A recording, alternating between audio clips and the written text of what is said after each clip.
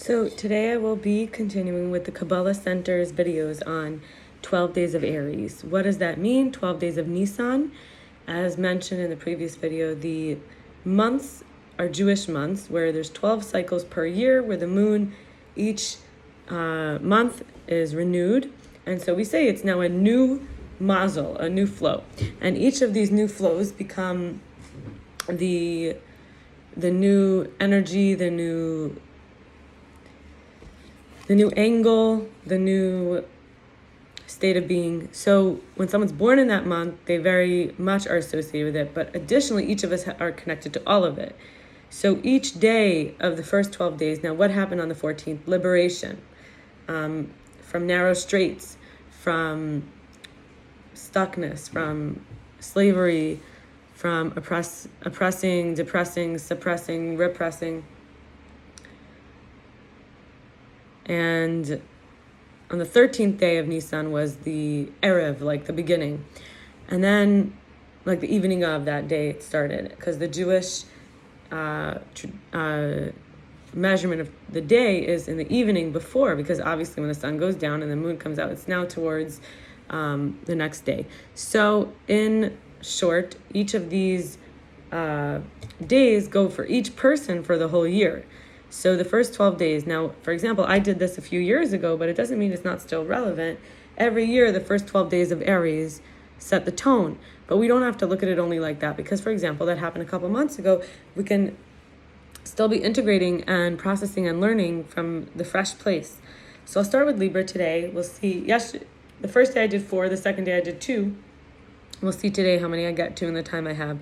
So with Libra, we start to explore this as there's like a reactivity to immediately express criticism, and it's the work of resisting the ego impulse, which brings clarity and downloaded guidance. Nissan is like secrets, and Nace is a miracle or a banner, and this gets us past the limitations of linear time. The challenges are uncertainty, looking for justice, overthinking, pressure to be 100% right before acting, and then unfortunately staying paralyzed. There's to lessen the pain and suffering by having a vision of the true right and wrong and consequences is also to be removing the illusions and the veils, not by seeking reason or research, but getting above doubt and uncertainty through connecting to our intuition and our heart. And when we let it all be a choice to do or to act, even if we make a mistake, we believe it's all going to come out good. Like Esav, Yaakov and Esav were the sons of Yitzchak and Rivka. Yitzchak being the son of Abraham and Sarah, the patriarchs we're talking about here. So his brother, if you're able to be aligned in truth, even if it's bad, then there's the ability to find true good, learn lessons, etc., because rooted in what is clear and conscious instead of uncertainty. So even if basically our soul does know the future and we have to listen to it, that even if we are confused about what we want, but we know what's right and wrong, or it's better than if we're uncertain about what's really, and then not only are we not confused, but not only are we confused, but we're not, so what am I saying? I'm saying that, as bad is as good. So if somebody is at least if you're aligned with the truth, even if you are using it to find loopholes, and at least you could then also for sure find the truth, because you have that same energy of really knowing and being clear and conscious. So when we're uncertain, and the confusion that results in that is a different kind of confusion. It's not knowing which way is up or down, or left or right. So anyway, so Libra is about being in chaos and confusion versus having the vision to see all sides. When we're able to put ourselves completely in someone else's perspective, wanting harmony, peace, love, no conflict, serenity.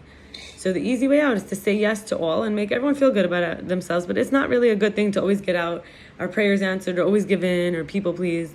And letting go of doing from a place of expectation, because that leads to disappointment and resentment, is the more sustainable way. And realize that there's never truly indecision, aka we're truly making choices always. The decision, like proactive, reactive, to act based on clear thinking, or to act based on being caught off guard. So when we stay the same or we be different, we have to face whether we're avoiding instant gratification and risking disappointing people or not giving them their way by going with the true light of the Creator.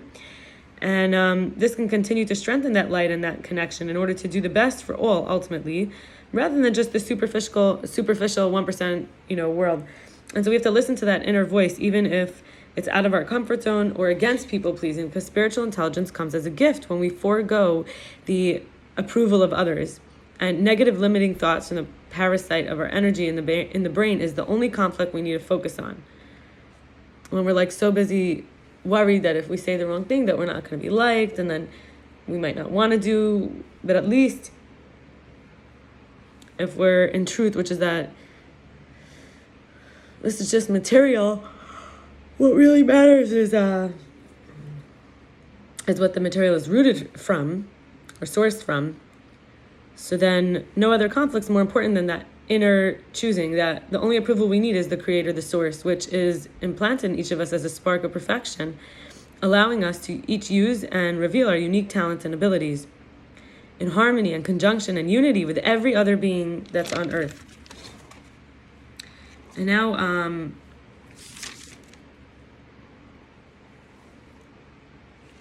going to continue with Scorpio.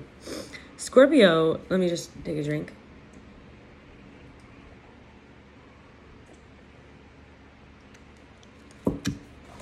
Some cold green tea. Scorpio helps us to understand how to better control our lives without manipulations or yielding chaos. The need to control and be in control, tendency and fear to manipulate. In the upper world, there's tremendous light of the Creator, blessings of fulfillment, dreams coming true. In the lower world, we're here, and we have to reveal the light through the work, breaking fear, growing out of comfort zone, identifying traits and overcoming them, identifying the negative traits and overcoming them, transcending judgment, anger, jealousy, addiction. In the upper world, energy to the lower world energy is a miracle. So the lower world can be pain. Pain pushes us to change and transform. One person or community or nation or world, it's cleansing, it's humbling, it's clarifying. Pain is intelligent.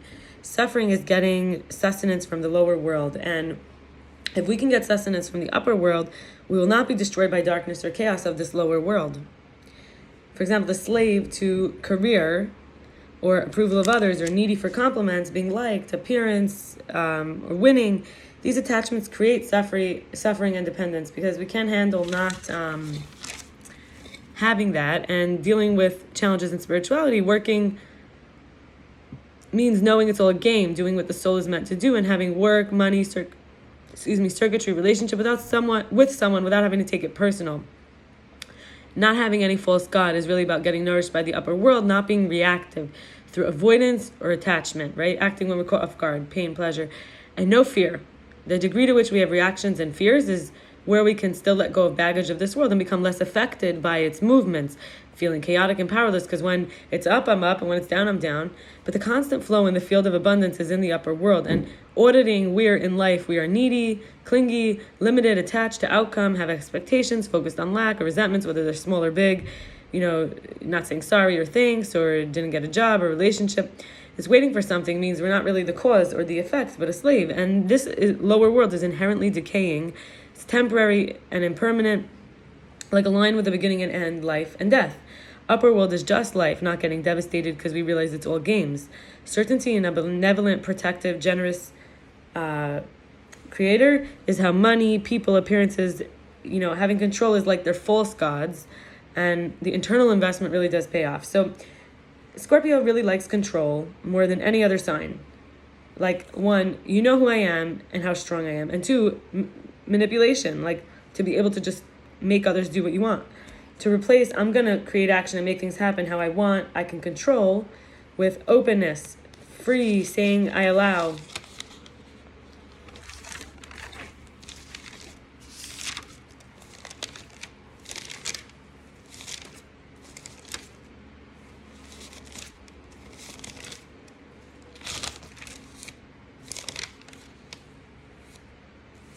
In the moment.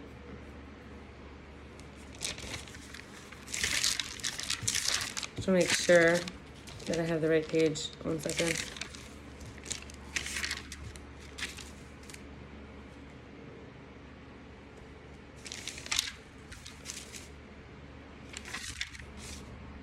saying I allow things to happen through me instead of to me. And powerful, capable, intelligent, intuitive, business savvy. And the challenges are revenge, jealousy, lack of trust, cultivating a mindset of doing our best I can and right actions, believing the Creator will attend to surrounding me with people I can trust, is ever more being able to love people instead of sizing them up to see what they want from me or what they want me to give them. Revenge is really hoping poison is medicine, and needing to get even takes away freedom for things to just happen as they do. We need to be free before we can be full. We can trust everything is happening the way it should, even if it feels not good in this moment. It really is exactly what I need. Instead of approaching it with, what do they want from me? What are they thinking? It's choosing to accept and be the self and trust that placing needs in correct spaces for the Creator to give them at the right circumstances. Scorpio always tries to give back to what they've gotten. And I will stop here and we'll continue with Sagittarius tomorrow. And